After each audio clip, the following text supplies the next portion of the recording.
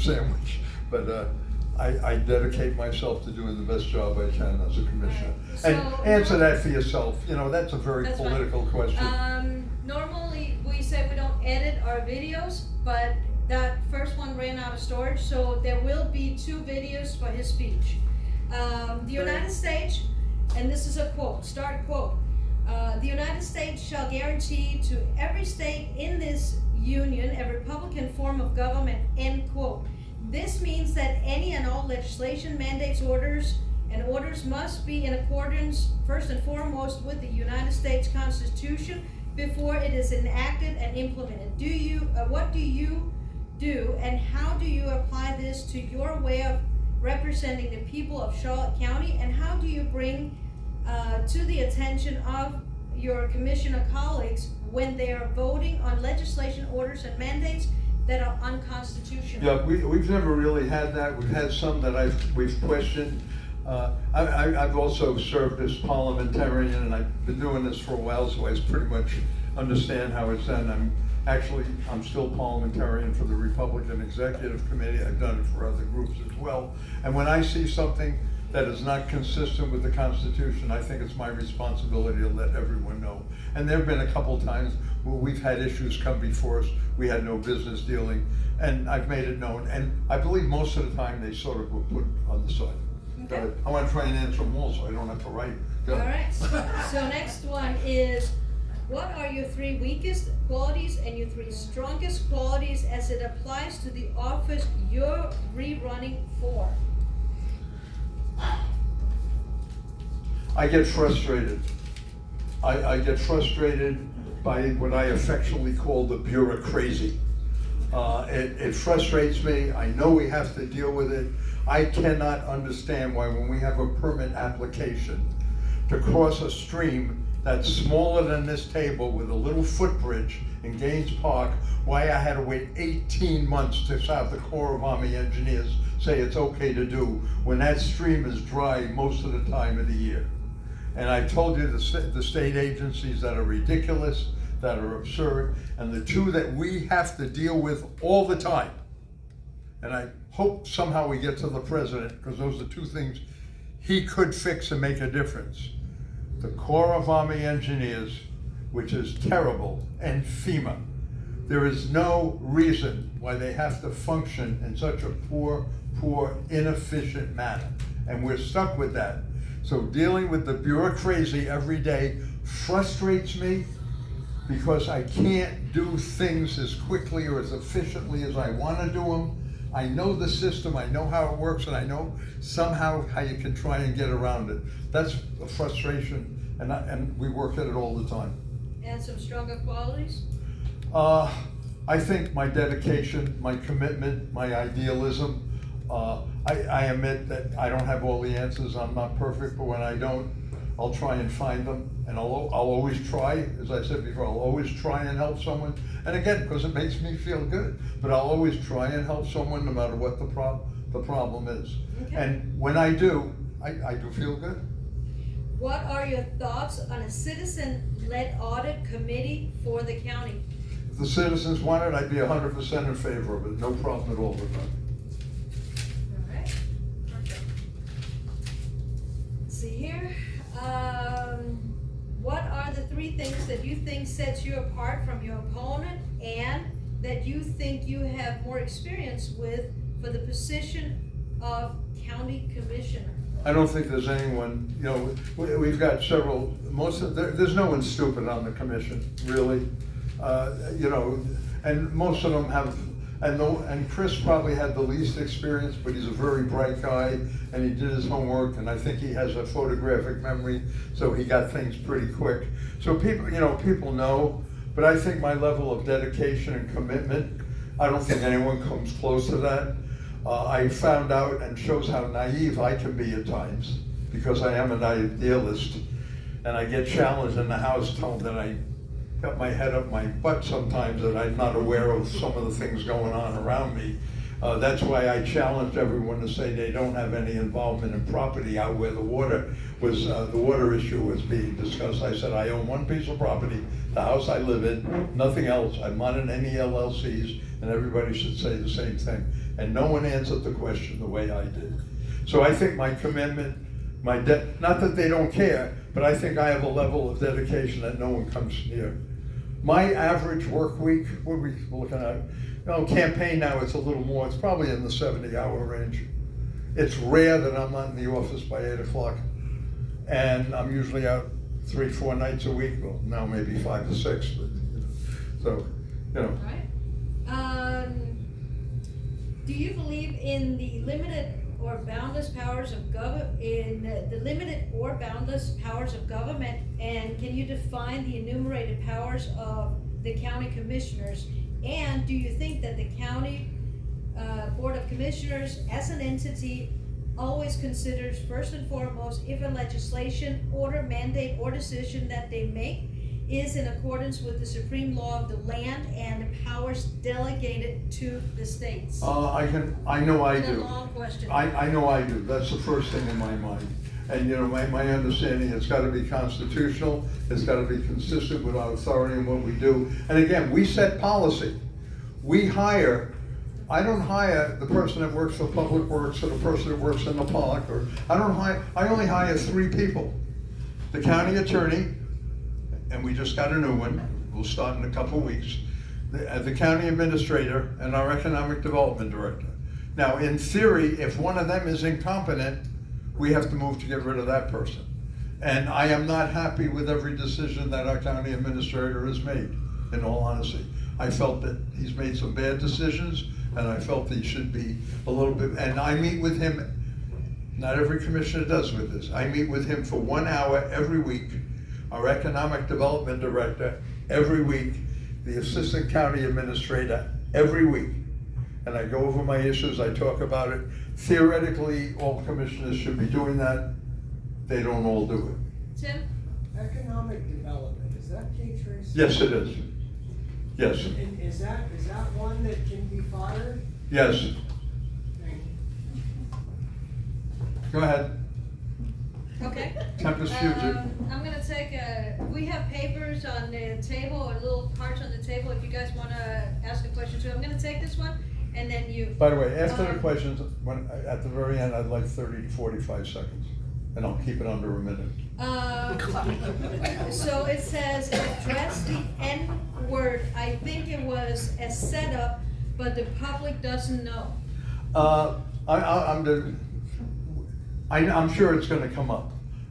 Yes, it was, and we've pretty much rounded out what we feel about it. And the only thing I will tell you, that I was invited to be the guest speaker at the Blanchard House. I was asked to do the proclamation for Martin Luther King Day. Big John, if you know Big John, wants to have a barbecue for my campaign. The head of the Blanchard House, and I didn't solicit any of this.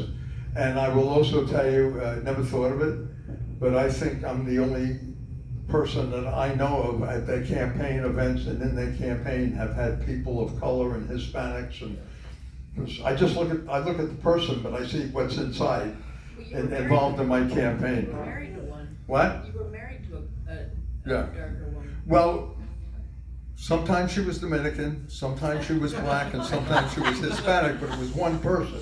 Yeah. And problem is, that was an alcohol issue I don't want to get into, but it is what it is. Teddy, please. Yes. I'm trying to learn the deep parts of the different candidates.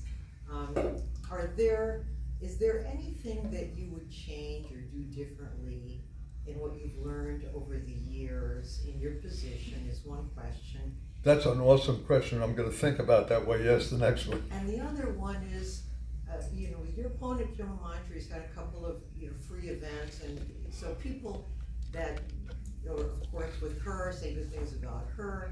People that I know here, say good things about you. What would you say are the real differences between the two of you as to what, how you would manage? I don't think, from this point? Like, what is she? I don't think there's anyone that will come close to managing the work ethic that I maintain. But does she have different viewpoints on how to? Well, I don't know, but you know, we have people giving us information every day. She's missed 1/7 of the school board meetings, 14% of the school board meetings. She missed a really big vote. I'm not gonna be talking about that in my campaign. This is sort of like family here, but that's one thing. Ronald Reagan once said it, and it's sort of interesting when he was being challenged, and he, in a very polite way, said, "I think I've forgotten more than you've already learned." I have had such an incredible experiential background, not just being a city and town planner, but I've directed a housing authority. I got the state award for running an adult education program. I've served as a town councilman.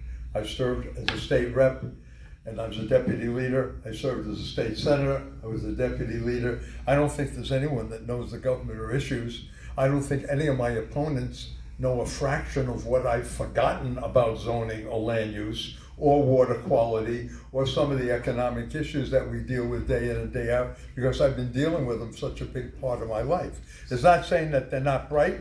It's not saying that anyone couldn't learn it in time, but no one, and this is what I talked about when I first ran for office, I have an incredible experiential background, which I bring to the, I bring to the table, plus an absurd work ethic.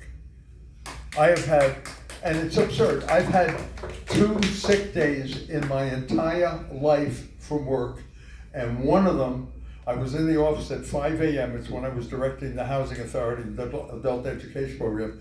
I was in the office at 5 a.m. doing payroll because I had a 7 a.m. doctor appointment. And I won't tell you what it is, but you know what it is because I told you. I'm gonna move on to Tim again. Does he get 2 before anybody else gets the first one? Cindy then? You had another one. Yeah, what would you do differently from? Probably, if I stand back and look at my life and what I've done, probably put a little less time and effort into the job. I could probably have still done a good job and done that and paid a little more attention to my family. And I deal with that. Liz can tell you, I sleep, 2 hours a night, an hour and a half, 2 hours a night. I'm up and the wheels are always going. But that's the one little bit of and I still could have done a decent job, but I just think I have to be there every minute. I gotta walk in at 8 o'clock and I try and stay, and I won't say no to anyone if they wanna see me. So we got Cindy, Ralph, Zachary, and Tim. Not me. I'm just telling you need to go back a little. Oh, you need to stop that. You know what? Zach's got it. Zach should get one of those petitions next week. I've been giving him a bad time. Cindy, please. I've been here for 28 years, living in PGI. Coming here since 1979, my parents were investors. They bought a lot of properties, commercial, residential, waterfront, homes, tracts, etc. in Punta Gorda.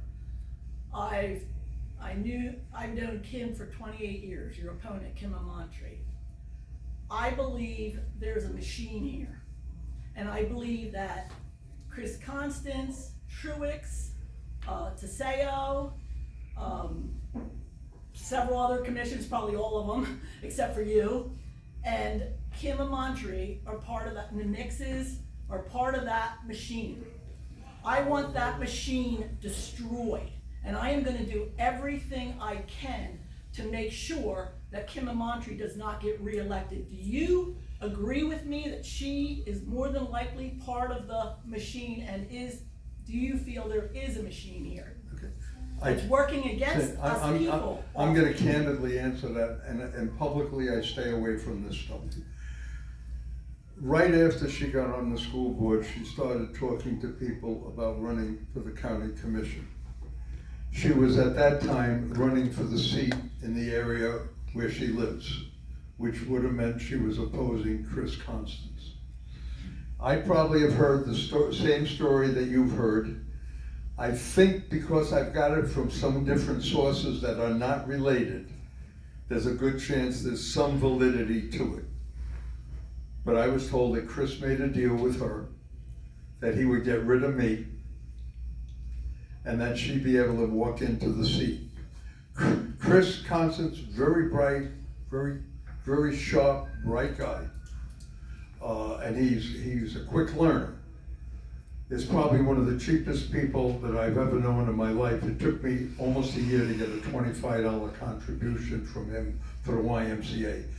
He's giving Tim's campaign $1,000, and vice versa.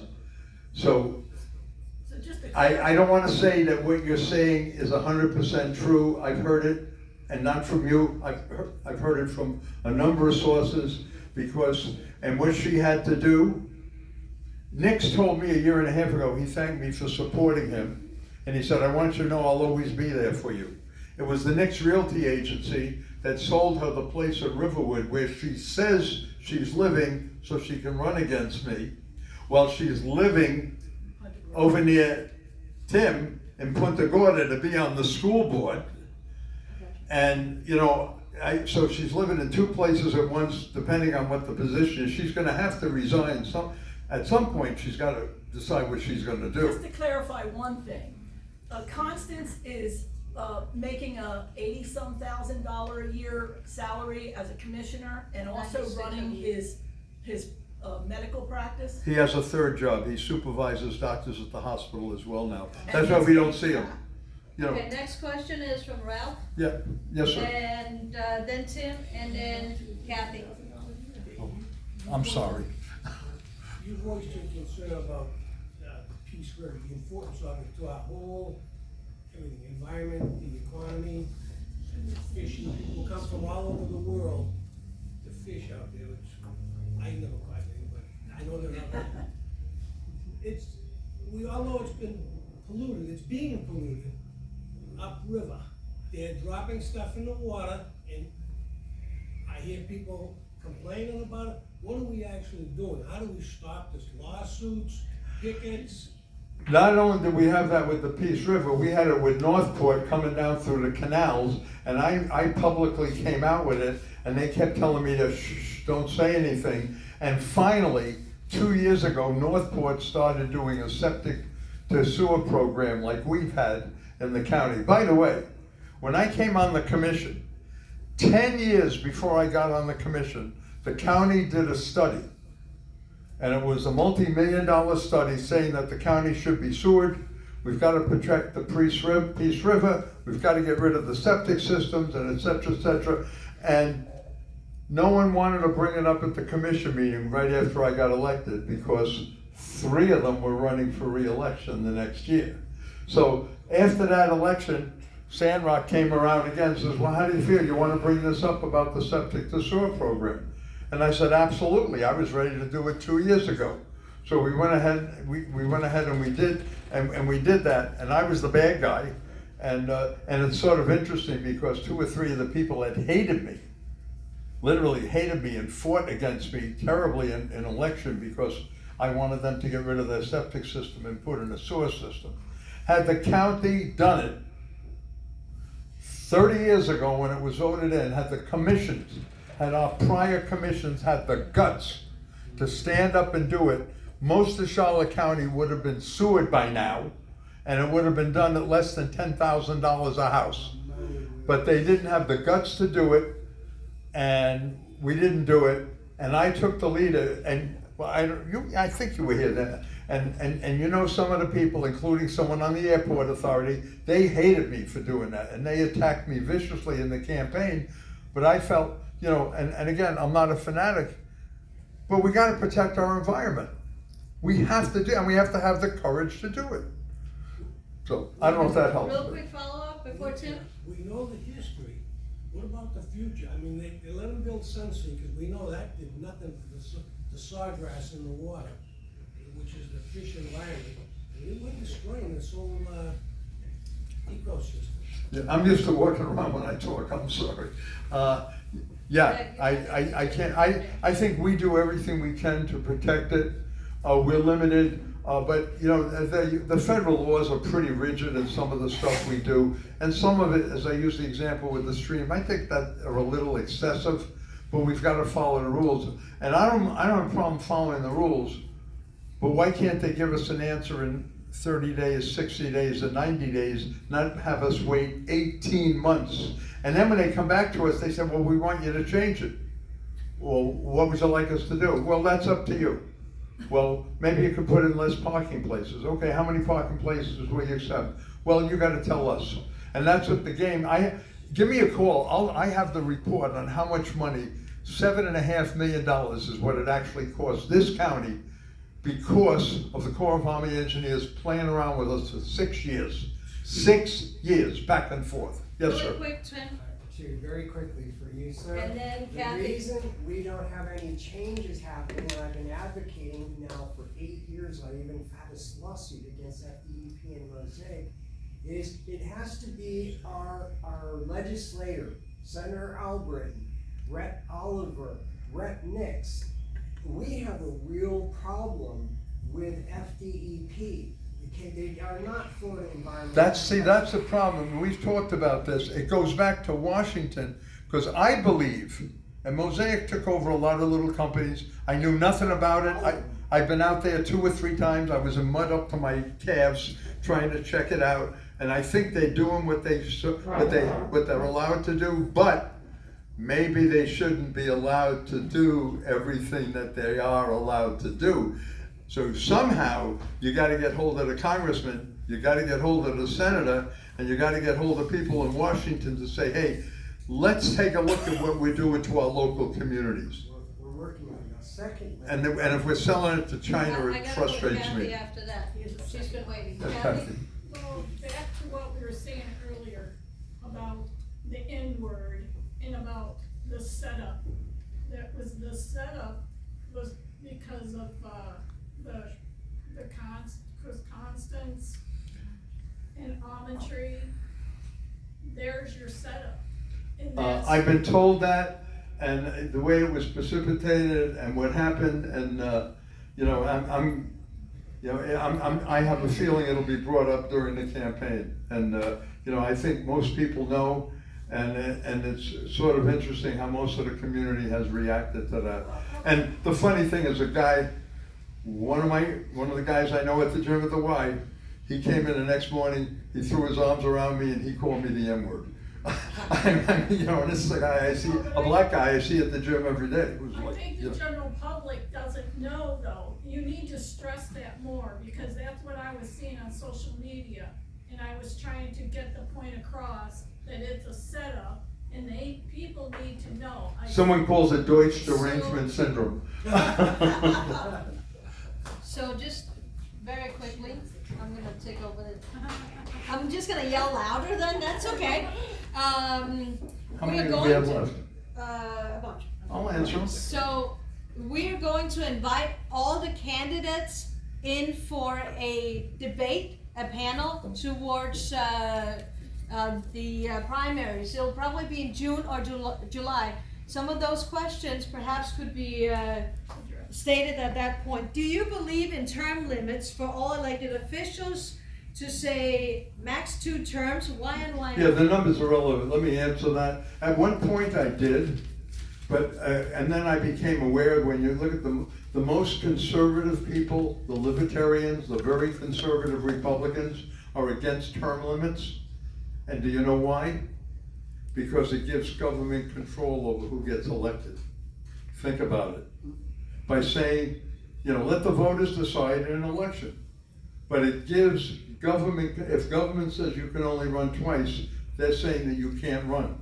And and the real conservatives say it's so, and I've moved from being very much in favor of it in the beginning to probably being a little opposed to it, saying let the people decide, let the voters decide who gets elected. Because when we set term limits, we give government control and we take it away from the people. The majority of commissioners voted for increasing the utility rate and other expenses. Why did you vote against the majority? I felt that we're in a bind. In fairness, we're in a bind. The cost of putting in utilities and infrastructure, you think about, bananas aren't 10 cents a pound anymore. They're 52, 59 cents a pound. They're not even 3 for $1.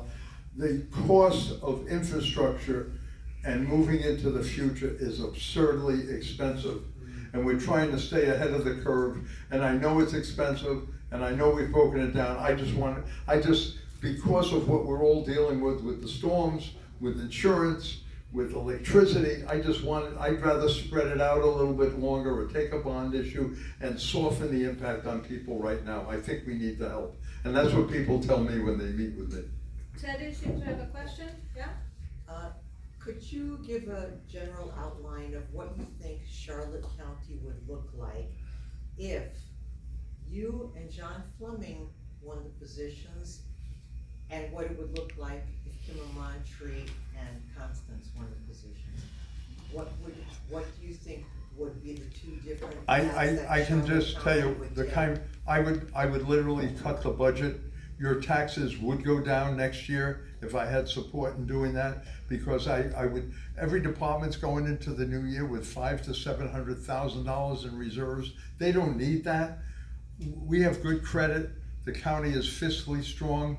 You know, in departments, they don't need to have a cabinet full of stuff. If they have 3 or 4 things in the cabinet, it's okay with me. But today, I did a tour of the new headquarters for the sheriff. That's huge. We didn't have to build anything that big. We could have saved $1 million to $2 million. I mean, that headquarters it's going to be good for another 25 years. But you It's know, way ahead of the she curve. because when she was talking about budget cuts also. So I didn't see it. What else is going on? The only thing I see when you look at the schools, and we've taken a look at that, and I don't want to get involved in it, their budget has gone up expeditiously every year. Every time they come in for something, they get it. They got that extra penny, an extra $1 million. No one even knows where that went, and they're getting it again. Because there's a lot of sex appeal to kids in our future in schools, and I get it. You know, I don't have any kids in the system. I'm not near it. A lot of people I know have their kids go to charter schools and private schools because they feel that our school system is falling short, but I really can't judge that. And I don't know what she would do, but I would work to cut our budget. I would work to reduce our taxes, not reduce our services, but adjust how we handle for things and cut down some of the stuff we have in reserves. Our reserves are the highest they've ever been. We didn't have to do it this year. And if you ever saw it on TV, we only had 12 people show up at the budget hearing. And when I said, well, we could do this, we could do that. I just found a list at the house this morning. And Truex didn't say a word. The other 3 all spoke. And they basically said, oh, there's some good ideas there. Yeah, that has merit, but we could do that next year. That's why I voted against the budget. We should have done it this September, cut the budget, and our taxes now would be a little bit lower than what they needed last year, because we need it now. So in summary, you're basically saying, and this is just my question then, that we have an issue in this county, both the way the commissioners are doing it and the school board as well, with redistribution of wealth without accountability? Your phraseology fits. I just think we've got to be tighter. We don't need the surpluses we have. You know, we'll be able to sustain ourselves, and I think we're too posh. And that sheriff's facility is, I'll be talking to him. It's already built. It's about 1/3 bigger than I think it had to be, and it costs us millions. I mean, it's great. We're going to use it. If you're ever taken to jail, you'll love it because you'll see how efficient it works. But it's 1/3 bigger than it had to be. But it'll be good for 25 years, because I'll tell you that, I'd never vote to get, they don't need it anymore. It's huge. We have a question in the back Do you from have a Megan. general stance on data centers in Charlotte County? On the what? Data centers, AI data centers? Not really. I don't know that much about it. Okay, well, I think half the reason why we see a lot of the preemption in many ways, shapes, and forms is so that these data centers have one playbook to play by, not all of the counties. So please, as we go into this in the future, if you Do you have my phone number? I've emailed you a couple times. I'd like you to spend 15-20 minutes with me. I'd love to. And you can even bring the baby. She goes everywhere I go. Okay. So, Like joined at the, okay. right back. All right, next one. What caused you to want to run again for this office, and what is your opponent not doing or doing that you believe you can do better or more honestly in alliance with the people that you will be serving? Yeah, I don't know. No one owns my soul. that's God's job. My ego is too big for anybody to buy me out on anything. So I'm always going to use my experience, my frame of reference, my involvement in government, listening to the people and what they have to say, and mixing that all together and trying to make the best decision I can. And sometimes the decision, people don't like it, but so I try and let them understand why I'm doing it and the factors and things behind it. Like a lot of people in my neighborhood were frustrated, it took the beach complex to open up so long. We're way ahead of all of our neighbors. They're just starting to look at doing the Naples Pier. They're just starting to do stuff in Sarasota. What we did a terrible job in, and I told the administration, we did not let this community know how bad those storms were on government. $200 million in damage. Not 2 million, 200 million. We still have 95 million we're expecting from FEMA. We were devastated. If you multiply Charlie, and I had my first house with Charlie, which I had to redo, but if you look at Charlie, this was 10 times worse than Charlie because of the extent of the storm throughout and the flooding. My house, I checked back 130 years, there was never water around my house. I got flooded twice, and the last time had 3 or 4 inches of mud in it. We were devastated, and we should have done a better job of letting the community know. And also, we haven't educated the community on what we have to do to rebuild everything, because everybody wants everything open at once. And it costs money to do it, and we didn't have it. And then FEMA tells us, well, if you go ahead and fix that, and you pay $1 million or $500,000 to go ahead and fix that, we may not reimburse you later. So if you don't wait for us, don't expect to get the money. So then I'm in the jam. Do we go ahead and do it? And then have some people say, well, why did you do that? If you waited, FEMA would have done it. Yeah, but you guys wanted it done yesterday. So, there's always another side to the story. And what I try and do is make sure that people know what we're up against. And we can't, the decisions aren't always easy because of what we have to deal with the bureaucracy. So this one should be a pretty easy yes or no question. Do you currently live in or have lived in your district for at least 12 months prior to filing Yes, I've been office in the district? Yeah, Okay. I have actually, since I first came here over 20 years ago, I've lived in different houses, but I've been in the same district. All right. And I don't own 2 houses and say I live in one and not live in one, or live in 2 at one time. I don't know how that works. Good for you. What are the 3 specific issues you believe must be improved and that you will fight for when re-elected, and why? Be specific. Reducing the budget, trying to work on our infrastructure to make sure that we stay ahead of the game without punishing the taxpayers. And again, I think being accessible and available to the public 100% of the time is my priority. All right. Are you paying the fee to get on the ballot? No, or are you I'm getting not. petitions? No, we're getting the petitions. I've harassed everyone in here. Actually, it was sort of cool. I went outside, and in 15 minutes, I got about 15 to 20 of them outside. They told me I could do it here. These people are cool. I should come here once a week and get petitions. Yeah, by the way, paid commercial announcement, and thank you so much for helping out.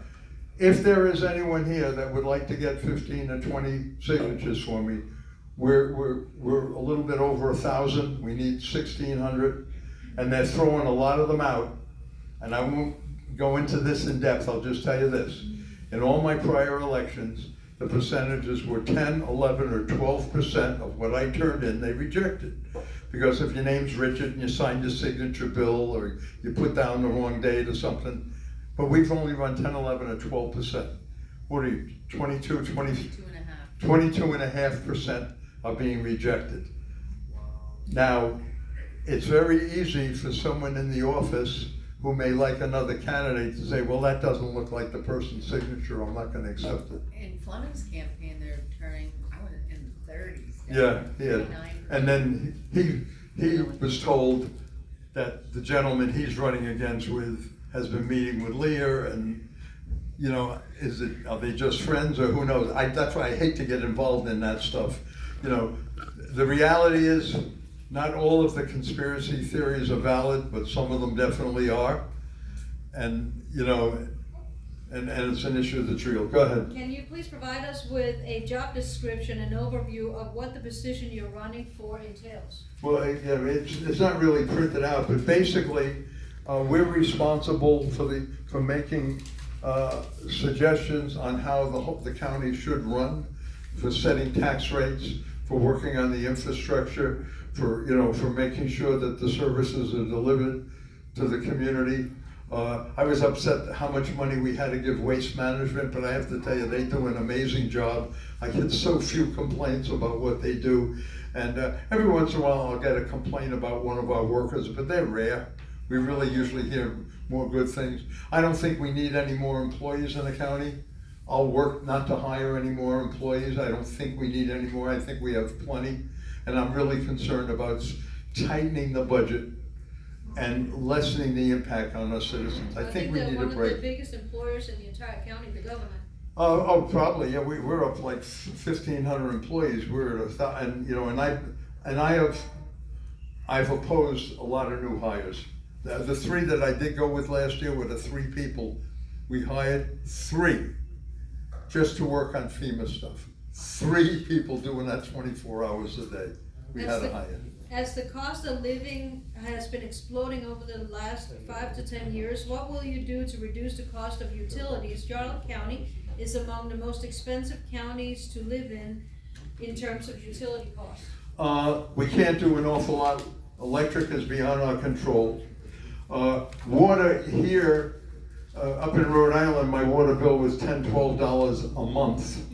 California, it's twice what our water bill is. It's a challenge and it's a problem because it costs a lot of money to get rid of the waste, and it costs a lot of money to bring the water in. I think maybe we should look at some bond issues to do it, but I think we have to make an effort to lessen the impact that people are facing right now. We need a couple years to take a deep breath and get caught up.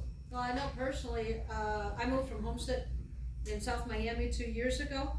What I pay per month here is what I pay per quarter in Homestead. Yeah. Next question. If you were to lose the election, how would you continue contributing to your community? Well, I gave birth to the Gaines Park. I'm very involved with the veterans in the community. I probably would continue those things. Either that or I could run away in the woods, hide behind a tree and cry. But, I respect the people make a decision. And, I respect the way it works. And, my opponent tried to talk me out of running. She told me she's gonna have $300,000 in her campaign treasury, and I said, well, I'm gonna have 300 volunteers. Which, quick commercial, I need some people to help on the petitions. Before you leave, if you say you can take a dozen or 2 dozen, that would be a big help.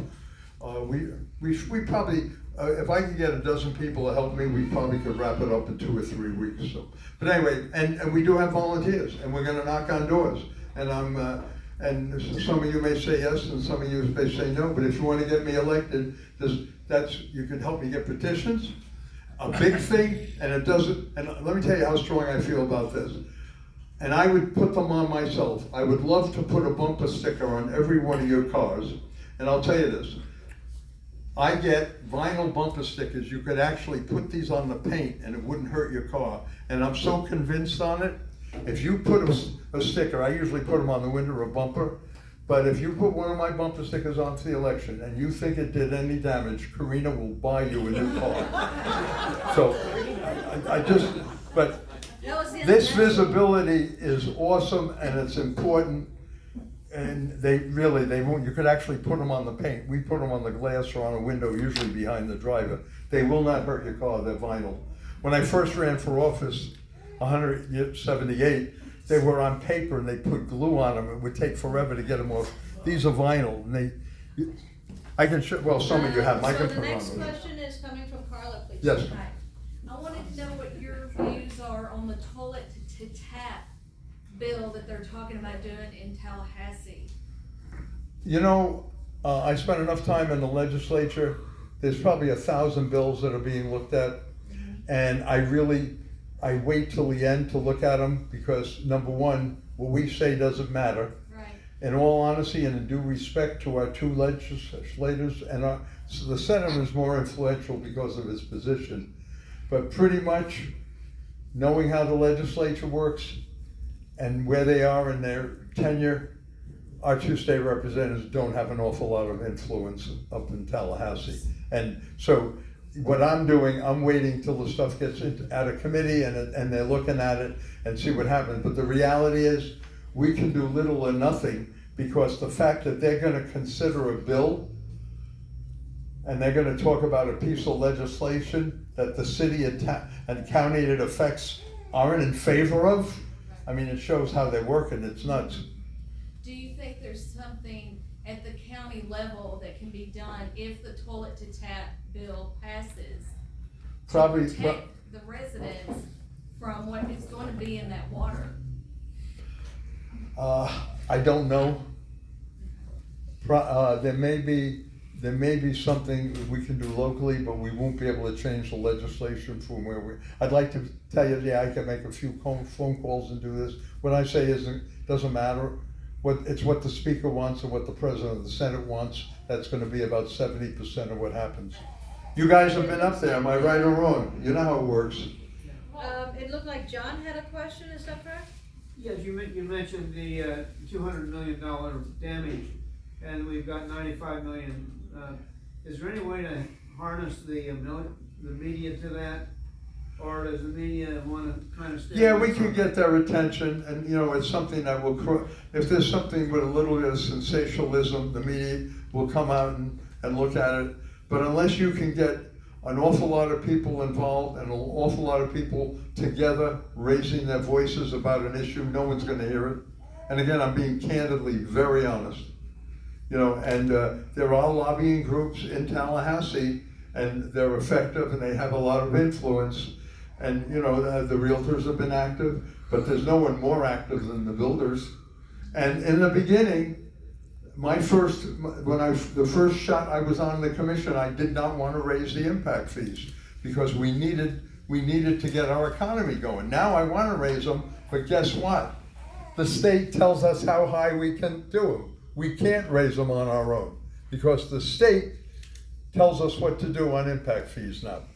Okay, one more question in the back here. So in regards to the toilet to tap bill, I think what you're seeing more and more nowadays is that we have a concern of what's going on in Tallahassee way earlier in session.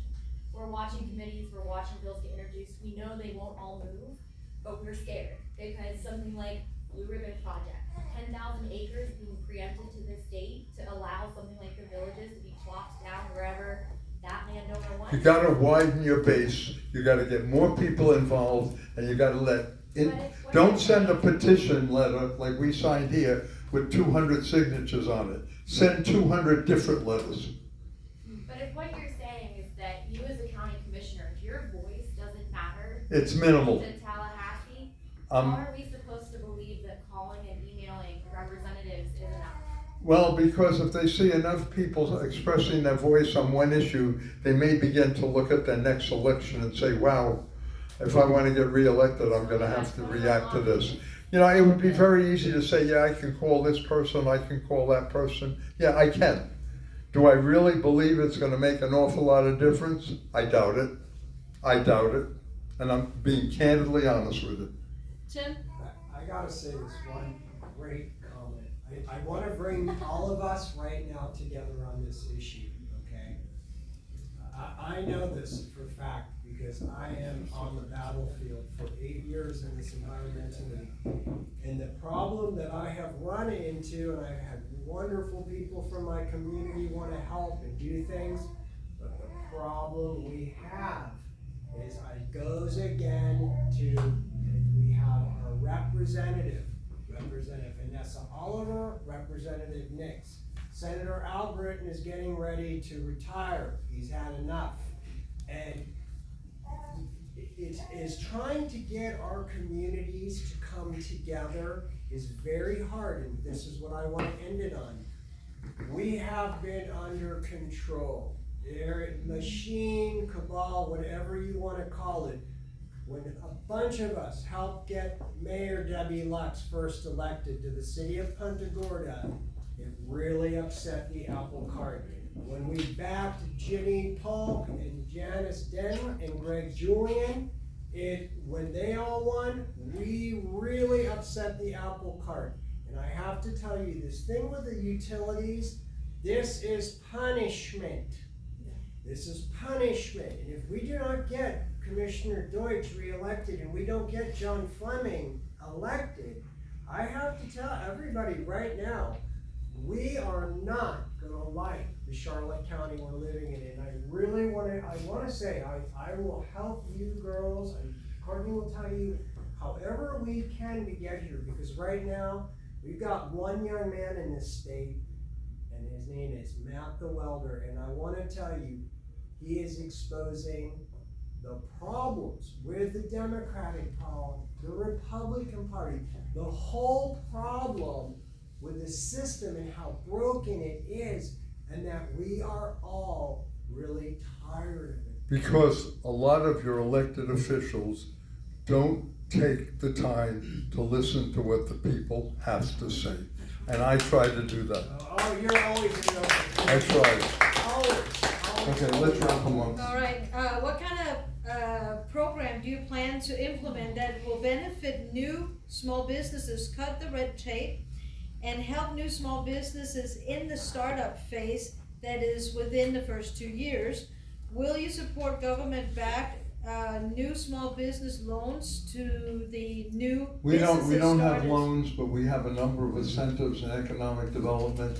And we're competing with every other community. But we've got some neat things happening with economic development, and we have some movement with it.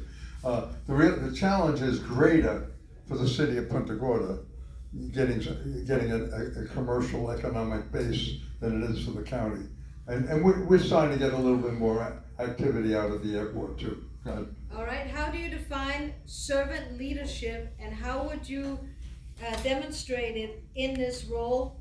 Please provide an example of how you provided servant leadership in your job in public office. I think whether people You're gonna touch about whether it earlier. they like me or don't like me, if they think I do a good job or a bad job, or whether my decisions are good or bad, I think most people know that that's what I try and do day in and day out, and I'm there, and I'm committed to serving the community.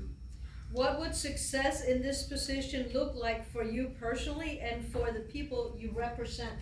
To cut the budget, to reduce our taxes, and to continue to have a high level of responsiveness to the people in the community that have issues and want to talk to us.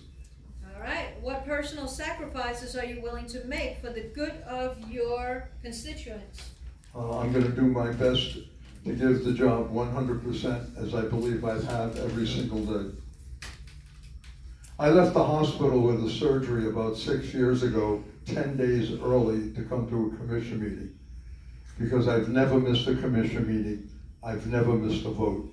By the way, that not only includes the county commission, this will tell you how nuts I am, it also includes state rep, state senator. I'm in the history books in Rhode Island, because when you're in the state legislature, if your constituents are really against a bill, they tell you to go to the party and take a walk when the vote comes. I would never do that. I've never missed a vote in my life. I've had the leadership, I've had the speaker mad at me, but I was elected to vote and voice my opinion. I have never, and I'm in the history books in Rhode Island because no one ever did that in the state legislature. I did it in the House, the Senate, and on the town council before that, and I'm doing it now.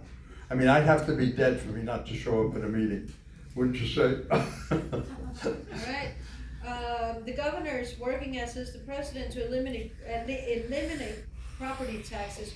Will you work to eliminate property taxes too? Do you support it? Here's the problem, and I'm not sure anything's gonna happen. Here's the reality.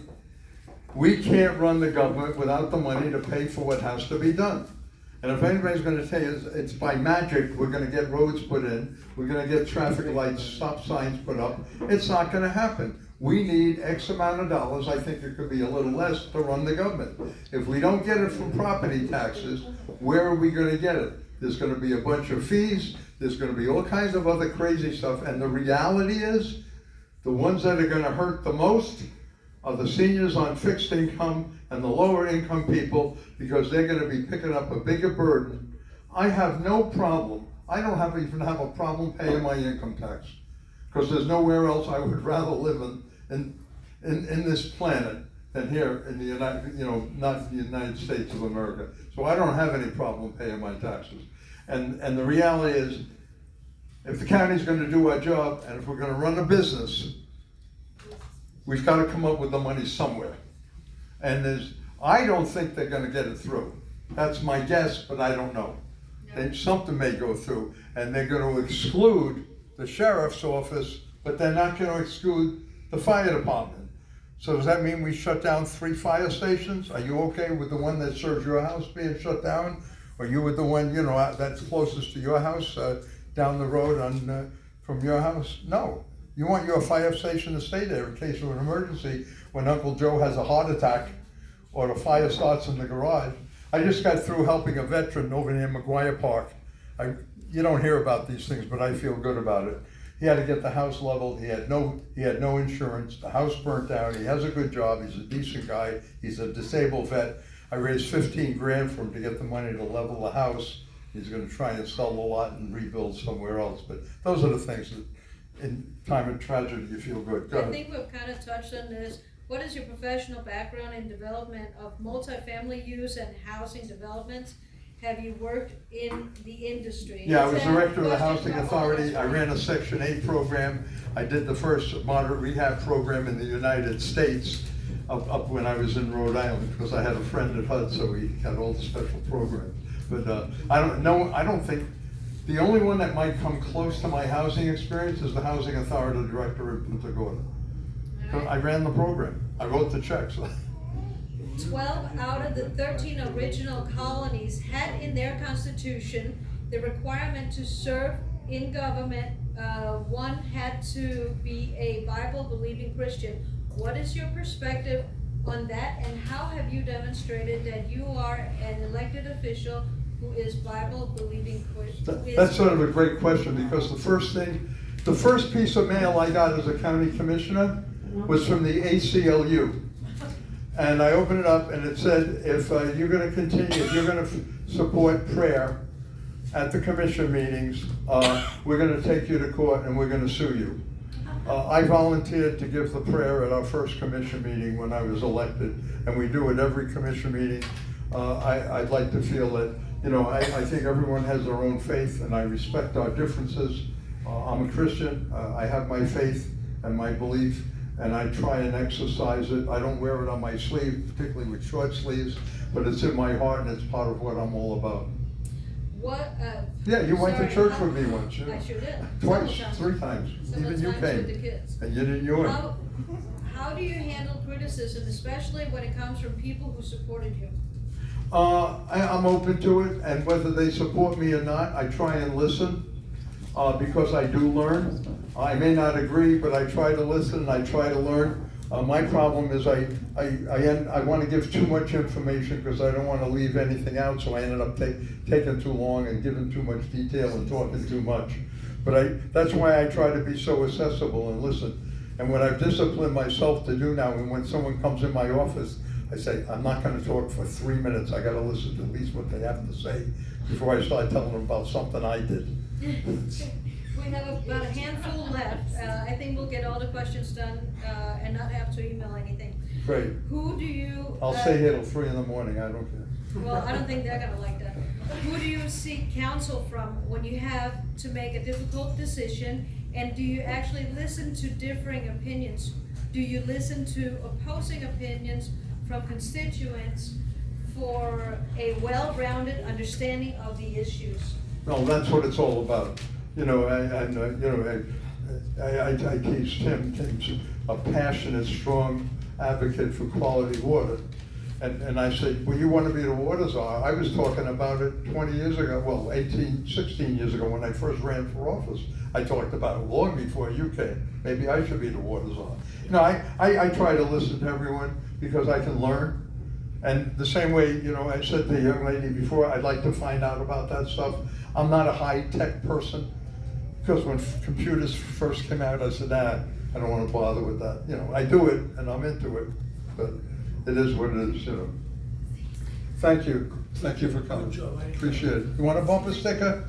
Yeah, sure. It will increase the value of your vehicle, and if you get rear-ended, it'll protect it. Thank you. See you next month. Okay, what measures would you put in place to ensure transparency and accountability in your own office? We're completely wide open. I will say this, to the best of my knowledge, I know there's people, including Liz, and including Cindy, and including a whole bunch of other people, that I'm a little bit naive, but I'd like to believe that we do I know I've never done anything behind a closed door, that we do everything in public, all of our decisions. And it was sort of framed, somebody said Bob Starr's name earlier. I was on the commission just a couple days, we were riding down in the elevator. It was Starr, Constance, and myself in the elevator, and one of us said, "What a beautiful day." And Starr says, don't answer that. We may have to vote on a hurricane someday, so don't talk about the weather. So that's the joke, but we're very, very careful. I know I am, never to do that, to play the rules. And literally, everything we do, other than getting facts, no decisions are made in private, certainly none that have involved me. I don't know. As far as I know, everything we do is out in the public, and people come and talk to us. And the developers will come in and tell us why they want to do their development, and then some of the environmental groups, the people in the neighborhood don't want to see that, and I listen to everyone. And that's what happened on the couple I voted against. I listened to enough people, I said, yeah, they don't need all that. And anyone here from South Gulf Cove beside Liz? Do you remember the meetings that we had when I had the developer come down with I don't think you were there, the large project up on the corner of Gasparilla and 7th? I got them to have that meeting. They had 3 meetings. John Osanich was involved. By the way, John Osanich gave me 20 petitions today. But John was involved in that. We had the meeting, we had the developer there, and I'll tell you, and I kept pressuring the engineer, you gotta cut this, you gotta cut this. And I was thinking they were gonna cut like 500. They cut 1,000. The people, and we're in the community center at South Gulf Cove. I had the knee surgery the day before. I never saw it happen in my life. The people applauded the developer. And I felt so good because I put that together. And that's why, they're helping me out. They're gonna have there's gonna be an event for me in South Gulf Cove March, I think, at the center. You can walk over there. This next question, I think I'm gonna read it, but I think we've actually covered the answer, is what professional and academic background do you have? And what kind of work experience do you have in the private sector that is relative to zoning, and that we have really kind of touched on? Yeah, I know, and it doesn't mean I'm smarter. It's just that I've been blessed by having an incredible experiential background in and out of government. And I ran my own business for 20 years.